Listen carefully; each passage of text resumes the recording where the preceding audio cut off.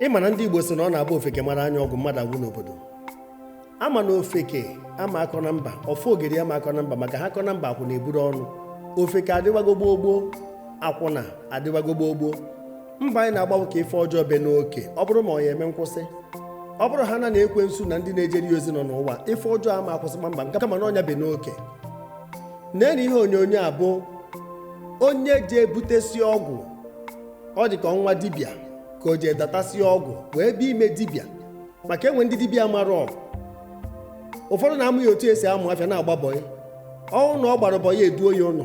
Nene ife obukọsi wee si Nsụka wee bịaba n'Oraifite na Anambra steeti, wee si ife ha ka Nsụka wee bịa na Anambra steeti, burusie mmụọ na arụsị dị iche iche, ọgwụ dị iche iche. Kedu onye iyi ebu ife abata na be ya? Ị bụrụ landlord.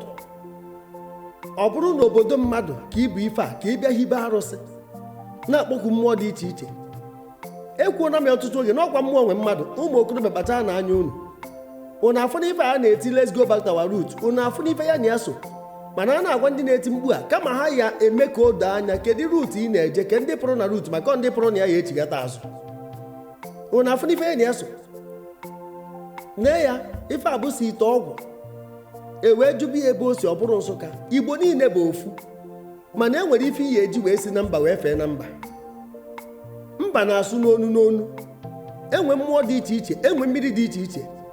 Obodo ọna nwere mmiri, obodo ọna nwere mmụọ na-echekwa ha na ndị kwere na ya.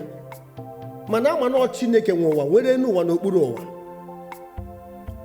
Ọ bụrụ na iburu dị ife abịabe mmadụ, ị manụ na mbịarambịara na-achọ ịbụ eze n'obodo onye ọzọ, ị chọrọ ịbịapụ onye nwe ụlọ. Ife o kwesịrị ekwesị ka ọsọsị na ị na-ebigheri aka, sọsọ ị na-asọ isi.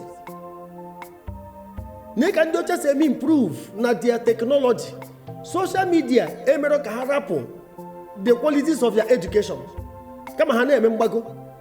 Nye ka ndị be anyị pụta na social media ife ọnwụ na mmadụ achọ n'ime iberibe ọbụla, nzuzu ọbụla eburu ya pụta ebe a, ha ncha bụrụ ife eji eme show.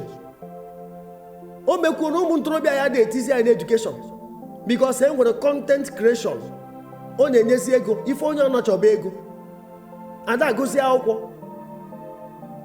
Ọgwa nke a kọrọ ọnwa one ma one gara aga, nwatakịrị nwa okorobịa ji egbukwa PG, ọ dị ka ọnụ ụmụ oji ka a kọrọ akụkọ a wee gbuo PG ụmụ oji, nke abụọ onye Ebonyi steeti, wee buru arụsị wee bịa dewe na be mmadụ ebe a gwara ya biri nedo ụlọ anya akwụ n'ụgwọ ụlọ. Kedu ife dị njọ dị na ya?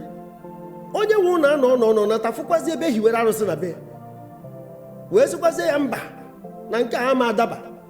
Osi ọnwụ na ọma mbupụ ya, ọsị ya ngwanya kwara ebe ibi n'ụlọ n'efu ede akwụ ụgwọ. Nwatakịrị a wee pụọ wee jee kpaa nkata ya na ụmụ okorobịa ịtọ ka ịnụ.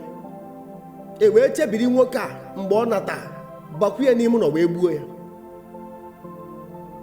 Ụmụnne m, kedu na ebe anyị na-eje?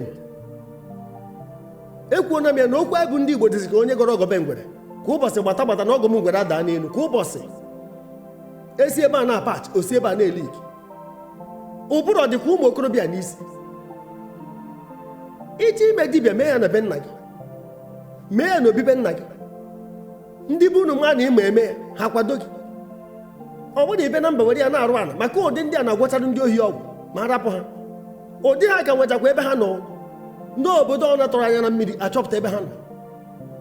Nne ya na-egasị ya. Anyị na-akọ ife ya eme ka Igbo gaa n'iru. Ụmụazị a na-eme ha gaa 5 steps forward, ha gaa 50 steps backward. Ha gaa 5 steps forward, ha gaa 50 steps backward. Biko onye ọ na-doo onwe ya aka na ntị, onye mara ebe ọ hụrụ ahụ ya chịrị akwa ya. Zisa n'ihe onyonyo a, aha m brọda Paul Chigbo ka ọ dị.